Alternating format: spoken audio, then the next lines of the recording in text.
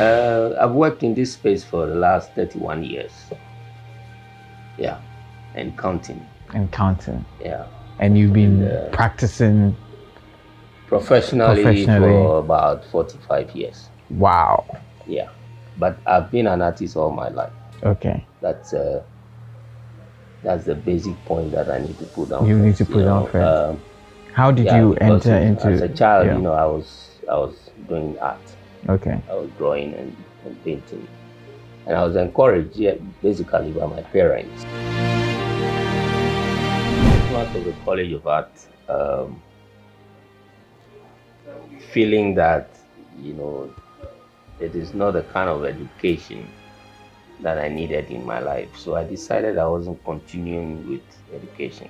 Okay. Along those lines. So what were you gonna? So I decided that practice, full-time practice, will give me the opportunity to develop myself and find my, calling properly. So I did teach for a few years, like 5 years. Yeah, to get my bearings properly, and then I went. Where did you teach? I taught in Akosomo International School. Okay. And came out of there, decided after 5 years that I was ready to be a full-time artist. So over the years, coming to Accra to settle down and become a full-time artist, I, put into motion the kind of things that would develop me as an artist. Right. So I tried to take part in various group exhibitions around the world. Okay. As well as solo exhibitions on my own. Okay. My first one was at the Accra Art Center, where in 1990, where I, sponsored everything and put the exhibition together. That's 21 years ago. Yeah. No. 31. 31 years ago. 31 years ago. Yeah, that's when I. That I'm sure even as of now you're still reaping from. Well, I've reaped a whole lot from that. 31 years is a long. It's a long time. Yeah, so it's a long time. There's a lot that was reaped from that. Yeah. But over time, it worked. It's out become a well. stepping stone, more or less, for me. For you to enter into the art space and art business. That is how I got the contract or the commission to do the Kwame Nkrumah Memorial Park mural. Oh, you did that. So things like that came out of that. I'm always, very much focused on my work. And my work is about trying to lift up the African image.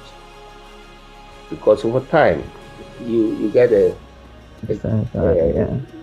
sense that we have always lived other people's lives as a people. Fair.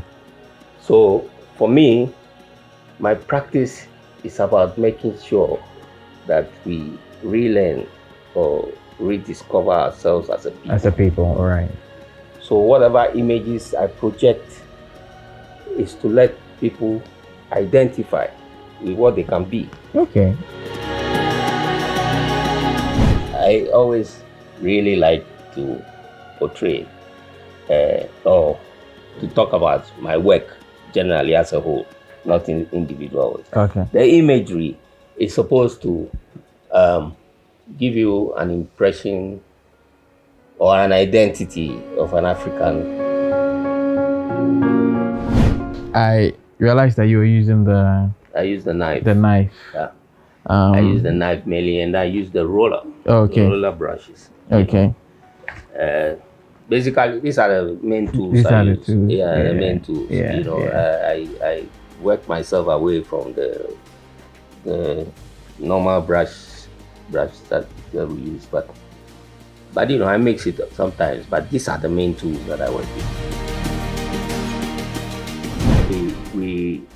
So this SoundOut event, was really special, especially on the basis that there was COVID and all that, which kept us away from public, from the public for a very long time. Yeah. And then this comes in, and it was it was the the scale of it. Yeah. The scale of it. Even within the shortest period of time to organize it. Days, the scale of it was fascinating. You know? And we were thinking that it should be something that should be done annually. You know, to which is happening now. It's happening now. That's why we're here. You know.